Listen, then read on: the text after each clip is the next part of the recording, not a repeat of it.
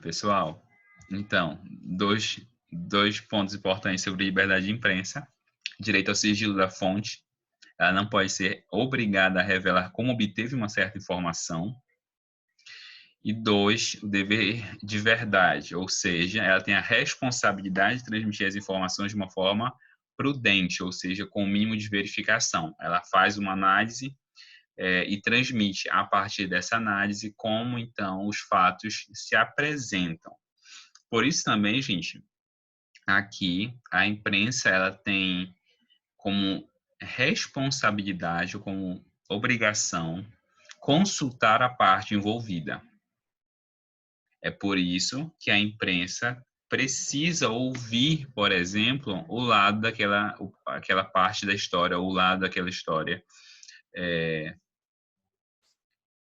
o outro lado daquela história, melhor dizendo, né? Então, por exemplo, se você tem uma pessoa acusada de alguma coisa, a imprensa ela tem o dever de dar uma oportunidade de ouvir o acusado. Não precisa ser assim, não, ele tem que, sei lá, fazer uma entrevista exclusiva com o acusado, algo do tipo. Não, mas tem que ouvir quais são os argumentos dele e considerar e expor, ok? A imprensa não pode desconsiderar isso. Último ponto, lembrei, é chamada liberdade editorial. O que é liberdade editorial, gente? Cada meio de comunicação tem o direito de escolher, de selecionar aquilo que ela exporá e como será exposto aquele dado, aquela informação. O que significa isso, gente? Eu sou por exemplo, pegar um exemplo mais simples.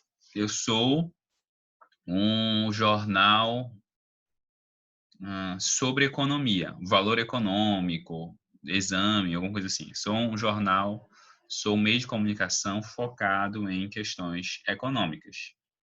Eu vou divulgar crimes no meu jornal? Não, não é relevante para mim. Então, eu vou focar naquelas informações que me são relevantes. Esse é o primeiro ponto. Direito de selecionar conteúdo daquilo que será exposto. E aí vem um ponto. A perspectiva que será adotada nessa exposição. Professor, perspectiva embora no Brasil a gente tente fingir que não existe isso, esse é um direito. Então, juridicamente, o jornal tem direito de escolher um ponto de vista. Eu sou um jornal de um viés de esquerda, eu sou um jornal de viés conservador.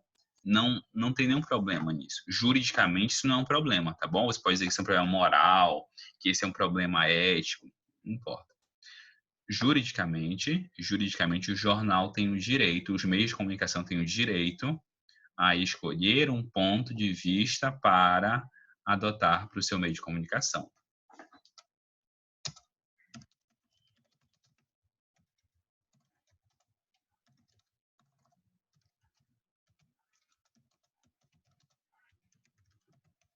Ok? Deixa eu colocar para carregar o meu computador. Um minutinho.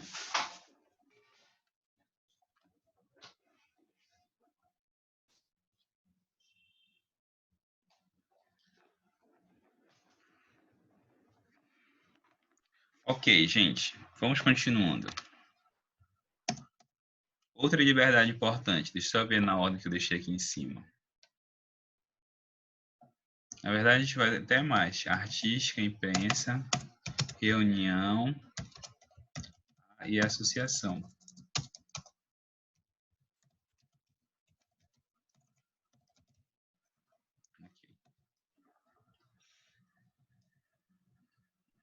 Meus caros, olha só. Liberdade ou direito ou liberdade de reunião. Primeiro ponto, qual a diferença entre reunião e associação? Alguém me propõe uma solução? O que é uma reunião e o que é uma associação?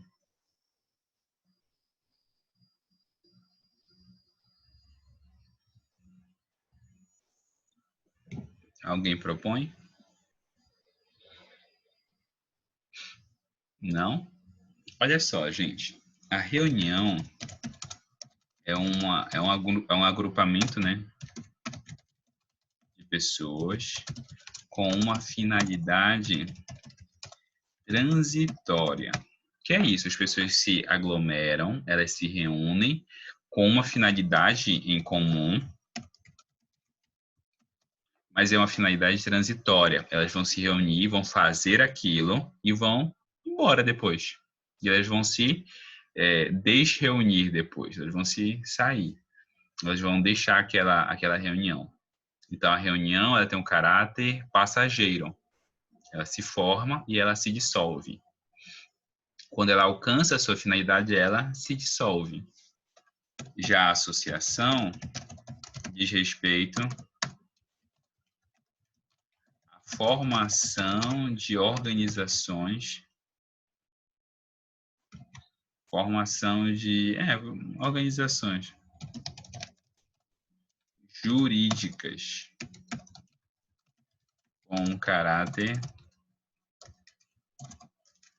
duradouro. Associação, por exemplo, é o direito que eu tenho de formar uma empresa, uma sociedade empresária. Ou formar, por exemplo, uma associação. Formar uma... que mais? Sociedade empresária, associação, partido... partido político nem tanto. Diria um pouco. Fundação. Fundar uma fundação, tá bom? Embora a fundação fuja um pouquinho daqui, porque a fundação tem caráter patrimonial e não caráter pessoal, como vocês aprenderam lá em Civ 1, não é verdade? Aprenderam. Bora lá, gente. A Constituição elenca alguns requisitos para que haja o direito à liberdade de reunião.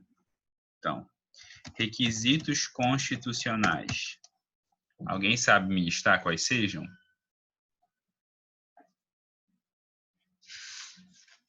Posso fazer uma reunião para o pessoal sair no soco? Sim ou não? Não, professor, a reunião tem que ser de forma pacífica. Isso, muito bem. Tá, então, primeiro requisito, finalidade pacífica ou sem violência. Não violenta. Ok, Larissa. Mas a minha finalidade ela é pacífica, só que a gente vai todo mundo armado. É uma possibilidade também? Não, não pode Não. Tá. uso de armas. Isso, perfeito. Finalidade pacífica, sem armas. Olha só, eu vou fazer um protesto pela... Deixa eu ver aqui, deixa eu imaginar um protesto interessante. Nunca mais houve um protesto interessante. Então, pronto, um protesto pró-Bolsonaro e um protesto contra o Bolsonaro vão ser feitos no mesmo dia e na mesma hora lá na Presidente Vargas. Pode ocorrer isso? Pode? Vai dar certo isso? Não, professor, vai dar ruim. Vai dar ruim, exatamente. Então, o que é que eu preciso fazer, gente? Uma reunião não pode frustrar. O que é frustrar? É entrar em conflito.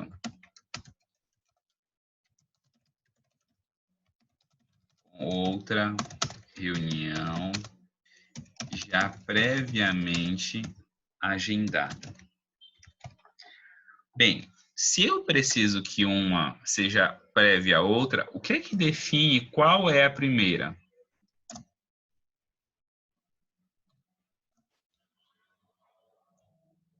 Hein? O que vai definir isso é a comunicação ao poder público. Gente, aí vem um ponto importante, tá?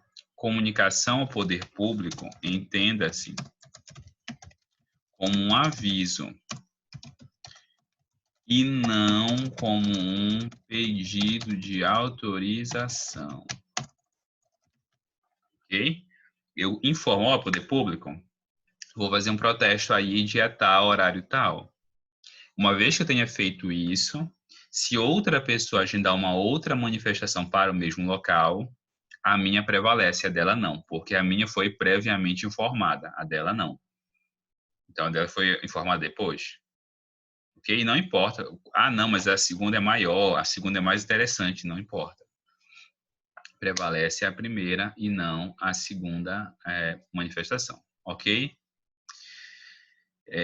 O poder público pode proibir? Dizer, não, você não vai fazer isso. Não, ele não pode. Ele pode, então, estipular requisitos. Olha, você tem que fazer... ou, por exemplo, você tem que fazer sem armas. Por exemplo, se for uma via de grande importância, você tem que deixar uma via, um pedaço da via aberto. Isso pode. Isso pode. Agora, impedir completamente a manifestação, a reunião, não, isso não pode, ok? Gente, um ponto importante. O direito à liberdade de reunião, ele se aplica a locais públicos. Tá bom? Por que eu tô falando isso? Porque nesse caso as restrições são maiores. Porque se for uma reunião privada, aí prevalece a inviolabilidade do domicílio. Em um local fechado, a regra ou a proteção constitucional que incide sobre uma reunião fechada, além desse aqui, mas é a inviolabilidade do domicílio. Por isso, gente, se estiver ocorrendo uma reunião estiver ocorrendo uma reunião na casa de alguém, volta à situação da quarentena, que o que não falta é situação de inconstitucionalidade. Eu só posso entrar na casa de alguém, e vocês vão ver isso comigo nas próximas aulas, com uma ordem judicial, ou se estiver ocorrendo um crime. Se não estiver ocorrendo um crime, eu só entro na casa de alguém com uma ordem judicial, tá bom? A liberdade de reunião, não, ela é mais abrangente, ela permite que o poder público atue de uma forma um pouco mais incisiva, tá bom? Professor, para entrar na casa com a ordem judicial, tem que ser de manhã, não é? Durante o dia. Isso, durante o dia, perfeito. Gente, precedente do STF. EADI, eu acho que é 1969, mas se não for, mais ou menos isso, tá bom? É mais ou menos isso. Eu acho que até comentei com vocês. Que precedente foi esse? O Supremo, quer dizer, o governador do Distrito Federal baixou um decreto. Primeiro, ele proibiu qualquer protesto na esplanada dos ministérios, lá em Brasília. Aí o pessoal pressionou ele pegou e disse, não, então tá, libera o protesto, mas tem que ser protesto silencioso. Ou seja, é assegurada a liberdade de reunião, porém de forma silenciosa. Essa restrição é constitucional ou inconstitucional? O que é que vocês acham que o Supremo decidiu? Que seria inconstitucional, porque se fosse silenciosa ia perder todo assim, o objetivo que eles queriam alcançar. Perfeito, exatamente. Perfeito, Lívia, é isso mesmo. O Supremo decidiu que o protesto pode causar incômodo e que o poder público não pode impor restrições que acabem por inviabilizar a manifestação.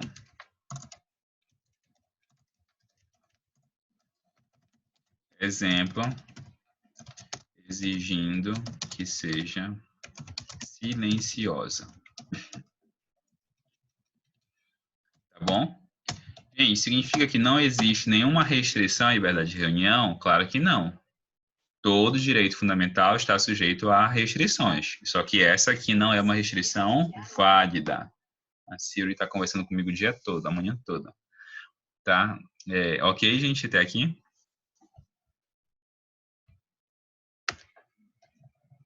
Direito ou liberdade de associação. Ok, comentei ainda há pouco o que é liberdade de associação.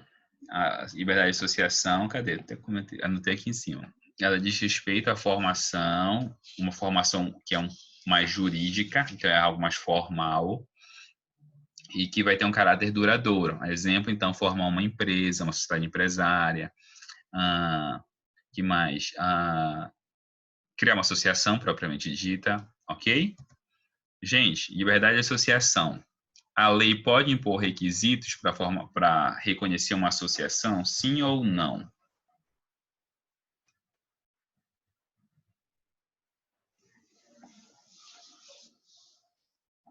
Pode, professor. Pode. Vocês estudaram em constitucional, ou constitucional não, em civil 1, um monte de restrição, lembra lá? Um monte de restrição. Empresarial, vocês vão estudar um monte de restrição para formar uma empresa. Então, a lei pode indicar requisitos para que haja o reconhecimento jurídico das... Eu vou colocar entre aspas, tá? Que é associação em sentido amplo. As associações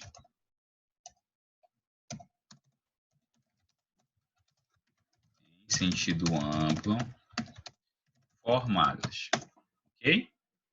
Tá, a lei então vai impor requisitos e tal. Aí vem uma pergunta, que vocês até viram provavelmente em Civil 1.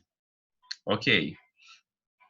Como regra, depende de uma permissão do poder público, ou seja, depende que o poder público goste da sua associação ou basta você cumprir os requisitos? A formação de uma associação em sentido amplo, ela depende de algum tipo de autorização especial do poder público? Como regra, não. Como regra, não. Deixa eu dizer assim. É vedada restrição, como regra, né?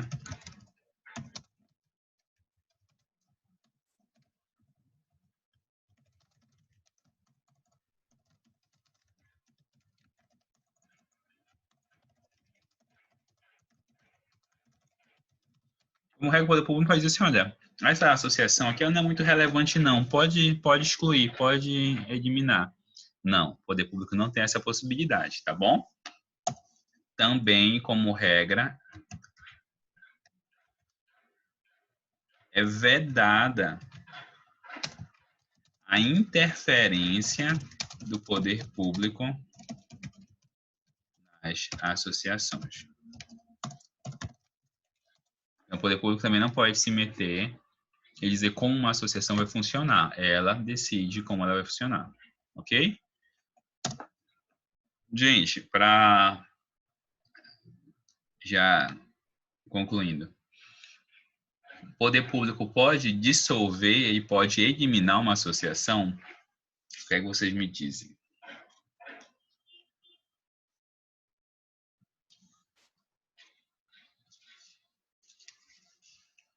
Ele pode pôr fim a uma associação? Gente, a resposta é não. Como regra, ou melhor, vou colocar até a regra, né?